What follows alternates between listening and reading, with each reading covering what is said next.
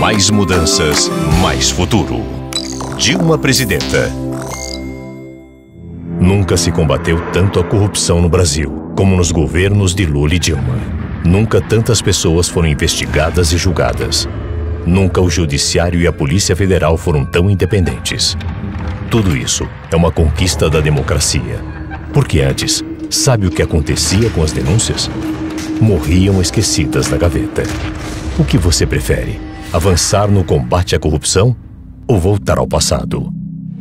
Um tema me causa muita revolta e imensa repulsa: a corrupção. Eu sei que isso sentem também todos os brasileiros e brasileiras sérios e honestos. Ao longo da minha vida, ninguém nunca me viu envolvida em qualquer ação desonesta. Sempre tive tolerância zero com a corrupção. E é assim que tenho agido no meu governo. Desde o primeiro dia, assumi a postura de não varrer nada para baixo do tapete. Muito pelo contrário. Ampliei um esforço que já vínhamos fazendo desde o governo Lula, fortalecendo a Polícia Federal e todos os órgãos de controle e fiscalização. Respeitamos a autonomia da Procuradoria da República, sempre nomeando como Procurador-Geral o primeiro nome da lista enviada pelo Ministério Público. Demos status de ministério à Controladoria Geral da União. Criamos o Portal da Transparência e a Comissão de Combate à Lavagem de Dinheiro. Aprovamos a Lei da Ficha Limpa e a Lei de Acesso à Informação. Ou seja, estamos combatendo a corrupção não com palavras vazias, como tantos outros, mas com medidas concretas.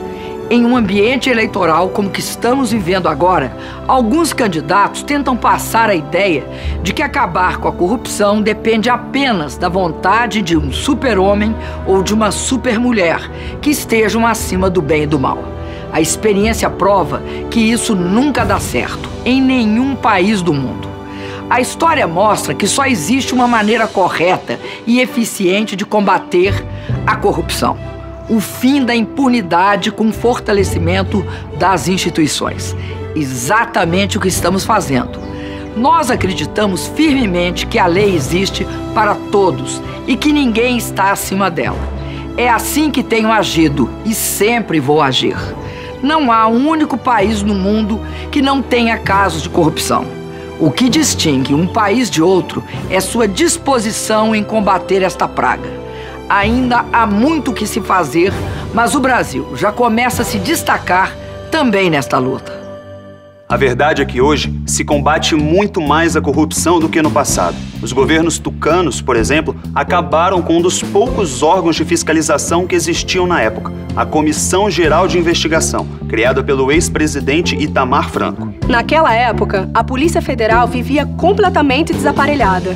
E o Procurador-Geral da República era conhecido como engavetador-geral, pois as denúncias ficavam guardadas numa gaveta até o caso ser esquecido. Isso mudou completamente nos governos de Lula e Dilma. Hoje, os órgãos federais têm autonomia para investigar tudo e todos, e os resultados estão aí. Nos governos Lula e Dilma, a Polícia Federal realizou 2.236 operações e prendeu 2.381 servidores públicos.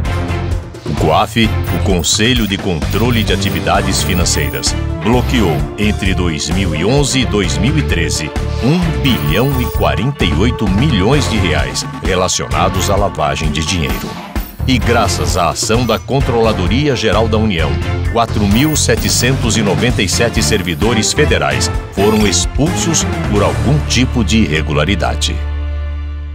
A verdade é que hoje existe todo um aparato legal de combate à corrupção, mas ele só está funcionando porque Dilma e Lula indicaram pessoas que têm total liberdade de ação para investigar o próprio governo. Ou seja, com Dilma e Lula, todas as indicações para órgãos de fiscalização foram feitas com base na competência e na indicação de órgãos colegiados. Essa talvez tenha sido a maior mudança que o Brasil já viu no combate à corrupção. Adotamos critérios republicanos para indicar quem fiscaliza as ações do governo. Assim, estamos sepultando de vez as figuras nefastas do fiscal amigo, do policial camarada e do investigador de conveniência que desde sempre predominaram no Brasil. Estamos estabelecendo uma diferença radical com os governos do passado. Assumimos, na prática, o compromisso com a independência e a liberdade de ação dos que têm a missão de nos fiscalizar. Outro passo decisivo no combate à impunidade no Brasil será a nova lei anticorrupção, que está prestes a ser regulamentada. Trata-se de uma das leis mais avançadas do mundo, comparável às existentes nos Estados Unidos e na Europa. Com ela, pela primeira vez no Brasil, não só o funcionário público corrupto, mas também a empresa que corrompe serão punidos. A lei prevê que a empresa que corromper o funcionário terá de devolver ao Estado o dinheiro desviado e pagar multas que podem chegar a 60 milhões de reais. Além disso, a empresa ficará proibida de fazer qualquer negócio com a administração pública por até 5 anos. Essa é mais uma prova de que nunca se combateu tanto a corrupção no Brasil. Eu quero que vocês reflitam sobre uma questão bem delicada. Os juízos que a gente faz sobre a corrupção nascem, às vezes, de percepções distorcidas. Por exemplo, quanto mais a corrupção aparece, mais parece que ela cresce. E quando se oculta, se abafa, se engaveta, se cria a ilusão de que ela não existe. Na verdade, ao contrário. Nos regimes fechados e nos governos corruptos, onde não existe controle interno nem externo da corrupção, prevalece a falsa ideia de que não existe nada de errado. Ora, se nada se investiga, é claro que nada se descobre. Hoje no Brasil, vivemos novos tempos no combate à corrupção. Por isso, é preciso ir além do mal-estar que todos sentimos de ver o mal feito descoberto. Devemos sim nos sentir recompensados pelo fato de estarmos fazendo finalmente o que tem de ser feito, colocando tudo em pratos limpos, sem medo e sem passar a mão na cabeça de ninguém. Fora desse compromisso só resta a hipocrisia, o cinismo ou o silêncio conivente. Estou convencida de que não é isso que os brasileiros querem. A gente não tem de ter medo de ir fundo, porque a verdade liberta, enquanto a mentira cria a falsa ilusão de que tudo está bem.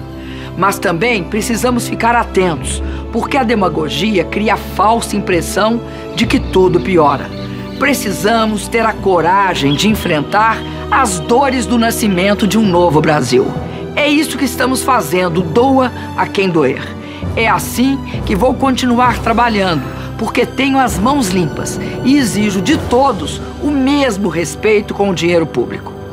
O mundo admira e respeita Dilma. Quando a privacidade dos brasileiros foi colocada em xeque, Dilma mostrou coragem e foi até a ONU exigir satisfações da maior potência mundial. Quando a Rússia, Índia, China e África do Sul, junto com o Brasil, decidiram criar um banco próprio, Dilma mostrou liderança para comandar o processo. Quando a maior crise mundial ameaçou empregos e salários em vários países, Dilma mostrou capacidade e força para defender nossos trabalhadores. A líder que conquistou o respeito do mundo merece toda a nossa admiração.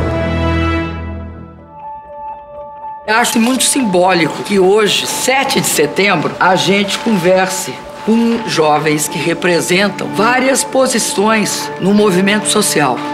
Quando a gente chega em junho de 2013, aquela explosão não era uma explosão despolitizada, não era uma explosão de negação da política.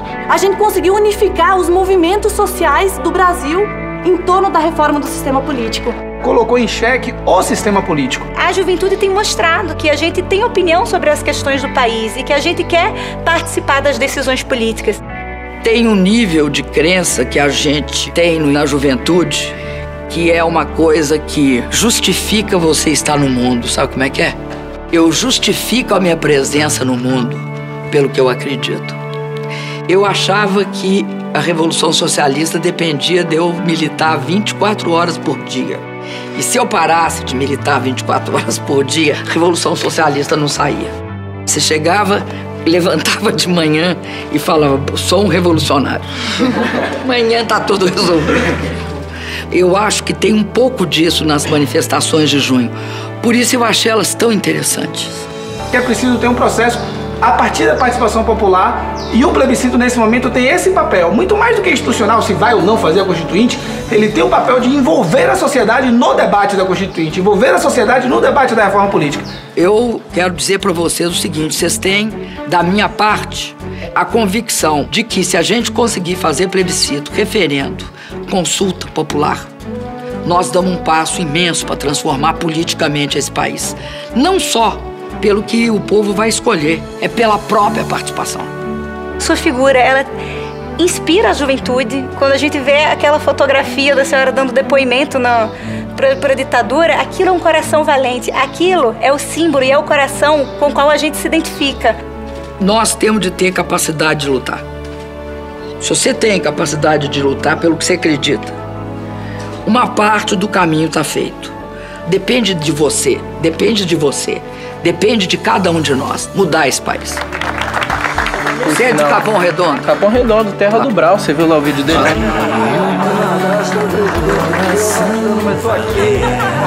Conhece ou conheço? É que conhece, liga. Peguei ele! Preparatório também!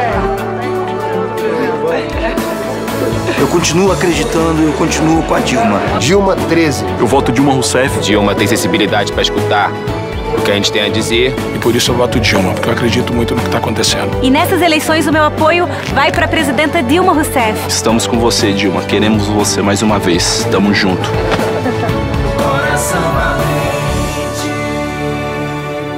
Mais mudanças, mais futuro. Dilma Presidenta.